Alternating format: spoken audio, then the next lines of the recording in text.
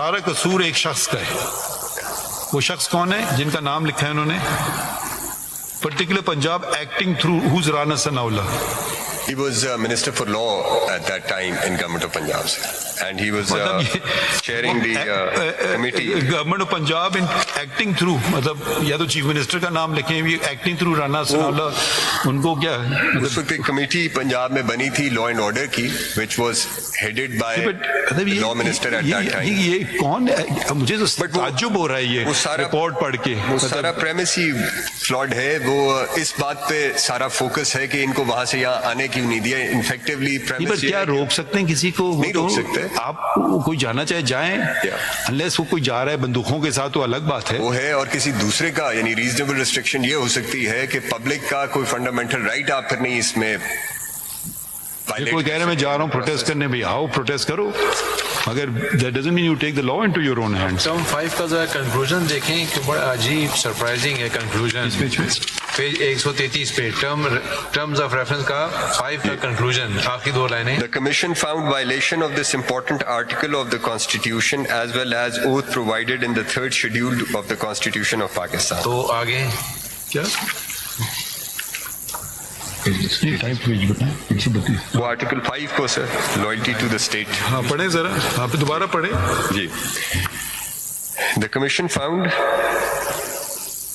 violation of this important article of the Constitution as well as oath provided in the 3rd schedule. کہ جملہ تو کم از کم پورا بنا لو نا, کس نے وائلیٹ کیا ہے اوتھ. اردو میں لکھ دیتے اگر ان کو انگریزی ان کی کمزور ہے اتنی. کیا جملے کا مطلب کیا نکلا؟ مجھے سمجھ ہی نہیں آ رہا ہے جملہ. I don't exactly know. وہ لائلٹی ٹو دا اسٹیٹ ہے article 5 and obedience to the law. Found violation of this important article. بھائی بتاؤ نا, یہی تو آپ سے پوچھ رہے ہیں کس نے کیا. وہ کہہ رہے ہیں آنے کیوں دیا اسلام آباد. یہ تو پھر آپ خود وائلیٹ کر رہے ہیں آئین میں. ہم نے اس ججمنٹ میں کہاں لکھا تھا کہ ان کا حق نہیں آنے کا؟ ہم نے تو بلکہ آن دا کنٹری لکھا تھا کہ right to protest is the right of every citizen. And oath of the 3rd schedule, یہ کس کی oath کی بات کر رہے ہیں؟ The 3rd schedule میں I think وہ تو سارے oaths ادھر ہیں نا, کس شخص کی oath کی بات ہو رہی ہے ادھر؟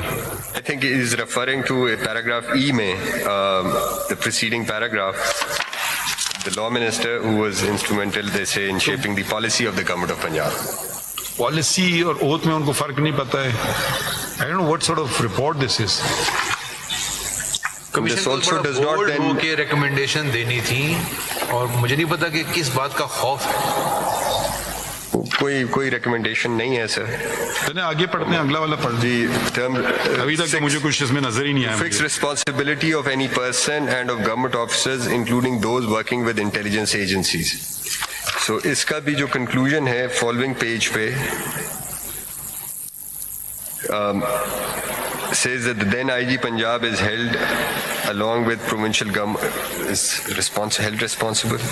یہ تو لگتا ہے کہ ان کو کوئی بغض ہے پنجاب سے کمیشن ممبرز کو. Entire report proceeds on the premise that ان کو اسلام آباد جو آنے دینا ہے, this is something they are going to inquire into. اسلام آباد ہی پاکستان کا حصہ ہے نا, تو اگر رائٹ پنجاب میں بھی کر سکتے ہیں, رائٹ اسلام آباد میں بھی کر سکتے ہیں. صرف اس ایک بات پہ لگ رہا ہے. اسلام آباد مت آؤ, باقی جگہ کر دو احتجاج. وہ یہ نہیں لگ رہا ہے کہ جب وہ یہاں آ گئے تھے تو جو یہاں آ کر کیا اس کے اوپر کیا کیا, وہ یہ جسٹ جو ان کی کنکلوژنس اور ریکمنڈیشنس ہیں, معذرت کے ساتھ اردو میں ایک جملہ ہے نزلہ گرانا.